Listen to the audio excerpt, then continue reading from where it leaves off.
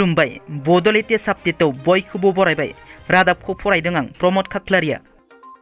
गिबि निउस दङ। गुवाहाटी सनापुराव सासे एसिस्टेन्ट साब इन्सपेक्टरा सिखाव हमनो थांनानै सिखावजों गोब्राब जखम खालामजायो। सनापुर पुलिस थानानि एएसआइ प्रणब बर्मना दिगार'नि जारिकुसि गामियाव लामानि लाइट खावग्रा बैकुन्ठा दास मुंनि सासे सिखावखौ हमनो थांनायाव जखम खालामजायो। मिथिनो मोननाय बादिब्ला दिगार'नि उपेन दास मुंनि सासे सुबुङा बैकुन्ठा दासआ लामानि लाइट खावनायनि हेंथायै कमप्लेन फाइल खालामो। बिनि उनाव एएसआइ प्रणब बर्मना सिखाव बैकुन्ठा दासखौ हमनो थाङो।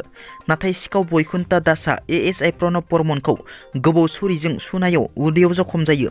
लोगो लोगो गोब्राब जखम जानाय एएसआइ प्रणब बर्मनखौ फाहामथायनि थाखाय देहा फाहामसालियाव थिसननाय जायो आरो सिखाव दायनिगिरिखौ हमो। बड'लेण्डआव गिबि खेब इन्टारनेशनेल थियेटार फेस्टिभेल। क'क्राझाराव मैहुर इन्टारनेशनेल थियेटार फेस्टिभेल खुंनाय जागोन। फैगौ 28 जानुवारिनिफ्राय 3 फेब्रुवारिसिम क'क्राझार चान्दामारिनि बड'फा कालचारेल कमप्लेक्सआव बड'लेण्डनि सेथि इन्टारनेशनेल थियेटार फेस्टिभेल मैहुर इन्टारनेशनेल थियेटार फेस्टिभेलखौ खुंफुंनाय जागोन। बाक्सा जिल्लानि सालबारियाव नावनि जाब्रबथायजों सासे बर' लाइमोना दैयाव गोमानानै दं। मिथिनो मोननाय बादिब्ला सालबारि मैनामाथानि 9 सेंग्राफोरा मानासनि बोरसि दैमायाव नावजों दावबायहैदोंमोन।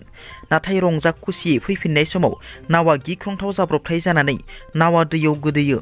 बे जाब्रबथायजों साफ्रोमबो लाइमोनफोरा हालाय हाफाय जानानै गावनि जिउखौ रैखा खालामनो नाजायो। नाथाय सासे लाइमोना दै सिङावनो गोदोनानै थायो। दै सिङाव गोदोनानै थानाय सेंग्राखौ एनडिआरएफ हानजाया नागिरब्लाबो दासिमबो मोननो हायाखै। दैयाव गोमाना थानाय सेंग्राखौ मैनामाथा हेलासिगुरि गामिनि सतीश चन्द्र खेरखातारिनि फिसाज्ला सालबारि फरायसालिमानि फरायसा 22 बोसोर बैसोनि सिजौ खेरखातारि होनना मिथिनो मोननाय जादों। बिटिआरआव साननैनि गेजेरावनो 3rd आरो 4th ग्रेडनि साख्रिनि फोसावथाय होगोन। बे गोजोनथाव रादाबखौ फोसावना होदों बिटिआरनि गाहाय प्रमद बर' बिथाङा।